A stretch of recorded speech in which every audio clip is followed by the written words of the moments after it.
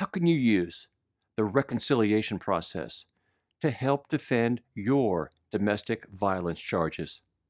The answer to that question is coming right up.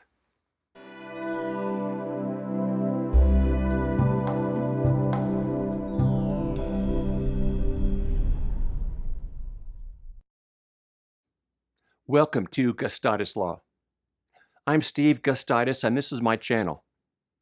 If you're new here, I post weekly videos just like this one on how to effectively navigate the criminal justice system, how to defend criminal charges, and how to manage encounters with the police. If you like the content here at Gustitislaw, consider subscribing. All you have to do is hit the red subscribe button or hit that letter G down in the lower right-hand corner of the video to become part of this Gustitislaw community. I also welcome questions and comments, so please add those down in the comment section and I will respond to those so we can begin a discussion that hopefully benefits others as well. This is the second video in our new series on domestic violence defense strategies. Links to other videos in the series can be found down in the description section. This series discusses the defense of domestic violence cases that share three common characteristics. One, the parties involved seek reconciliation and want to maintain their relationship.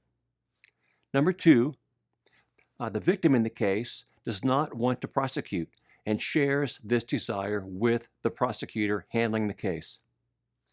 And number three, the offender in the domestic violence case is committed to long-term training and behavior modification.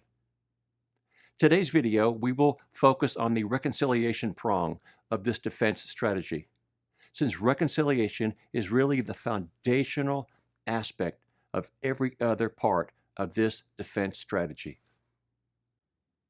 Following a domestic violence dispute, reconciliation means that there are new promises to keep. No one wants to be physically abused anymore. Nobody wants to be emotionally abused either. And a commitment to ending the abusive behavior is key to protecting everyone in the affected relationship. The healing process can involve acknowledgement of wrongdoing and, of course, mutual forgiveness.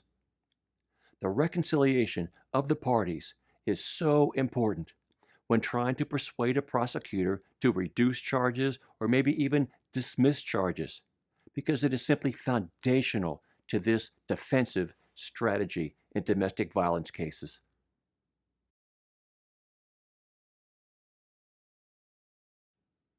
As you approach the reconciliation, remember that it requires a genuine and sincere commitment to change.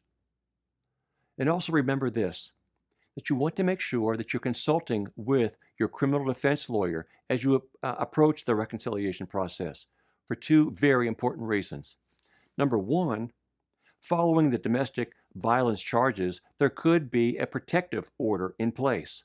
And this protective order would typically limit your ability to communicate with your partner. You want to make sure that you're discussing the details of the protective order with your attorney to make sure that as you continue to reconcile with your partner, that you are not running afoul of the court order. And number two, remember that everything that you say to your partner could potentially be used against you in court. So make sure, again, you are talking with your defense lawyer about what to say, how to say it, and when to say it to make sure that you are furthering the reconciliation with your partner, but also to make sure that you are protecting yourself from self-incrimination. What do you think about using reconciliation as the foundational and key aspect of this domestic violence defense strategy? If you have a comment, if you have a question, add it down in the comment section and I will respond.